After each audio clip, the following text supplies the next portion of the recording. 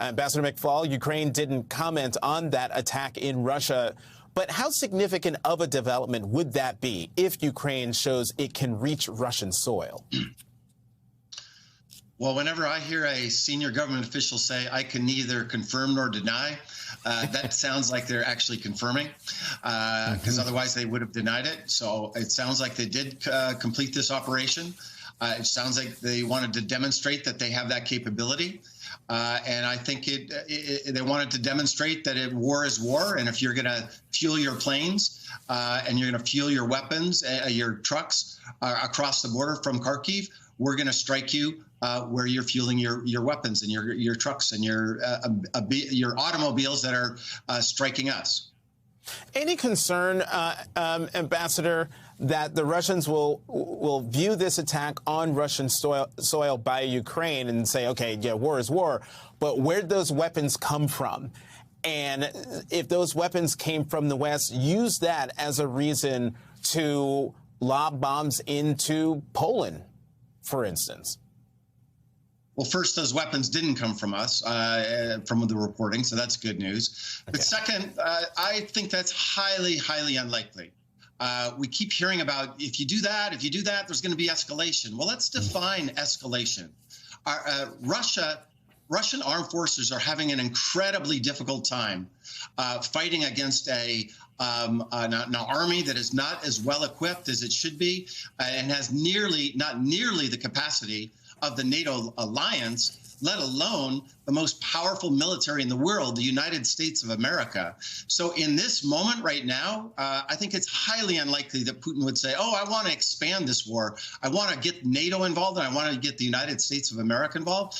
I don't think that's going to happen. But I do think what they're doing is they keep using those words. They keep saying those things precisely to make the NATO alliance, including the United States, worried about arming the Ukrainians. And I think we should be strong here and just do what we said we're going to do, continue to arm them. I applaud what the Pentagon just announced a few minutes ago, $300 million more in military assistance. The only way there will be peace in Ukraine is if there is a military stalemate. And until there is not a military stalemate, Putin will continue to attack. And therefore, if you want peace, you got to help bring about that stalemate. One more question for you, Ambassador McFaul. Speaking of the Pentagon canceled a missile test launch over concerns Putin would view it as escalatory. Was this the right call? What should the U.S. be doing now? You talked partially about that, to defeat Russia without escalating the situation. But talk about the cancellation of that missile test. I think that's fine. I used to work at the White House for President Obama. We used to do that from time to time in terms of when there were tense moments. And it's about misperceptions that we are worried about. So I think that's a prudent move. We do not want to escalate. We do not want to get into a war with Russia. I completely 100% support the president when he says we're not going to enforce a no-fly zone, because that's tantamount to declaring war. But anything short of that, I think we need to be doing as much as we can. One more question for you, Ambassador McFaul. Given what we learned this week about Putin being misinformed by his advisors and now reporting that Putin is conscripting 100,000+ new conscripts, what does this tell you about how things might get worse for Putin's war? Well, I'm a little skeptical about that reporting that he was misinformed. We have no way to check our intelligence community, but I wonder about that.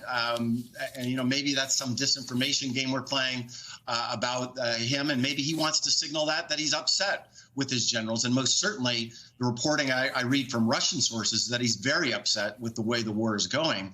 But I think you raise a very good point. The draft just happened. This is normal standard operating procedure in Russia. April 1st is one of those days. And I think it has been a tremendous success by the Ukrainian military so far. And at the same time, Russia has tremendous military capacity still left. And that makes me worried and frankly, concerned that this war is going to go on for a long time.